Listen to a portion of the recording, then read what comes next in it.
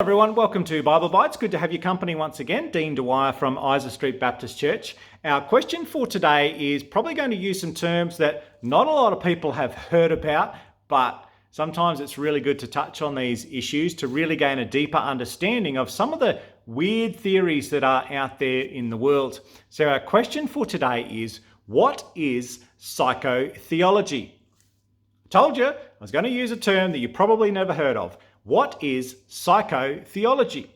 Well, the term psychotheology is an adaptation of a theory from Sigmund Freud. There's a name you would have heard of in the past, Sigmund Freud, called psychopathology.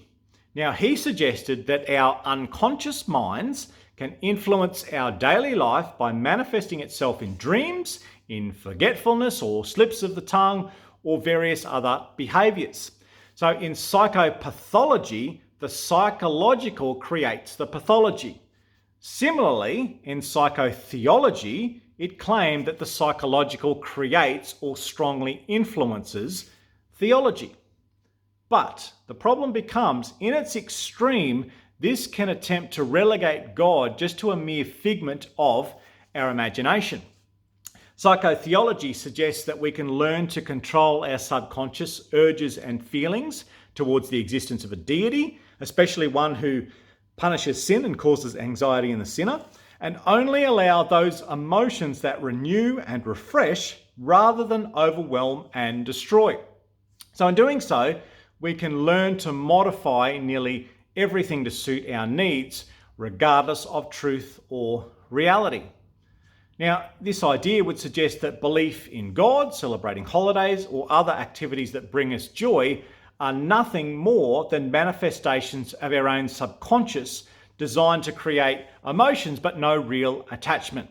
An example of this would be the observation that our society has so dulled and softened the role of Christ in the Christmas holiday that even a non-Christian feels free to celebrate it without the slightest hint of religious undertones or commitment to God. We all get the benefit, but don't need to ascribe to any beliefs in order to do so. So, some believe that man created God. In fact, we know the opposite is true. God created man. God is not a creation of man to provide us with feelings of joy.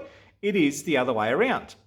This idea that we are authors of our own joy and ultimately our destiny is completely at odds with the biblical message, which states that all things are created by God and for God.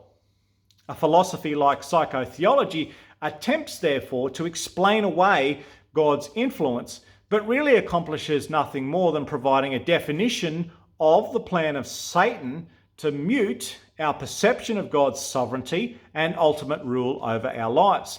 So to counter this, what we need to do is hold on to the words of Colossians 2 verse 8, which reads, "See to it that no one takes you captive through hollow and deceptive philosophy, which depends on human tradition and the basic principles of this world rather than on Christ."